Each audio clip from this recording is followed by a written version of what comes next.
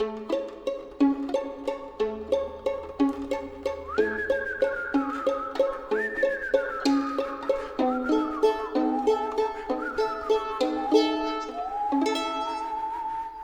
se trouve que c'était une affreuse nuit d'hiver.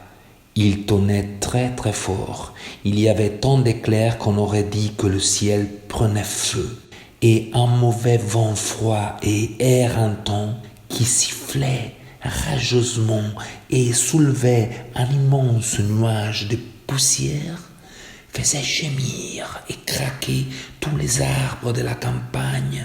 Pinocchio avait très peur des éclairs et du tonnerre, mais la faim était plus forte que la peur.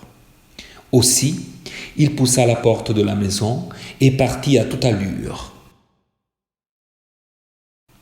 En une centaine d'enjambées, il arriva au village, tout essoufflé et la langue pendante comme un chien de chasse. Tout était sombre et désert.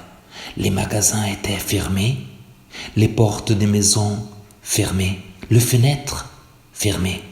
Et il n'y avait même pas un chien dans les rues. On aurait cru le pays des morts.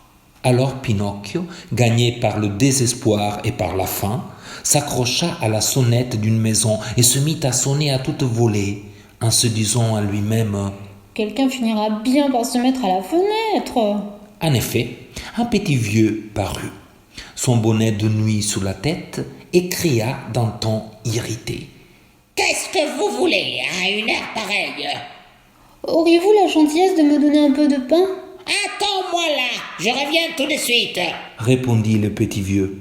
Il crut avoir affaire à l'un de ces petits voyous, de ces audacieux qui s'amusent la nuit à tirer les sonnettes de maison pour importuner les honnêtes gens qui dorment tranquillement. Une demi-minute plus tard, la fenêtre se rouvrit et la voix du petit vieux cria à Pinocchio. « Avance, tends ton chapeau !» Pinocchio enleva tout de suite son petit chapeau, mais au moment où il faisait le geste de le tendre, il reçut le contenu d'une énorme bassine pleine d'eau qui l'arrosa de la tête aux pieds comme s'il avait été un vase de géranium fané. Il retourna chez lui trempé jusqu'aux os, épuisé de fatigue et de faim. Et comme il n'avait plus la force de tenir debout, il s'assit en appuyant ses pieds dégoulinant d'eau au brasero plein de braises encore allumées. Il s'endormit ainsi. Et pendant qu'il dormait, ses pieds de bois, prirent feu et peu à peu s'écarbonisèrent et tombèrent en cendres.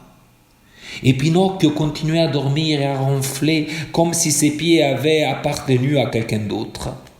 Finalement, au lever du jour, il s'éveilla parce que quelqu'un avait frappé à la porte. « Oh, qui est-ce » demanda-t-il, bâillant et s'effrottant les yeux. « C'est moi » répondit une voix. Cette voix était celle de Geppetto.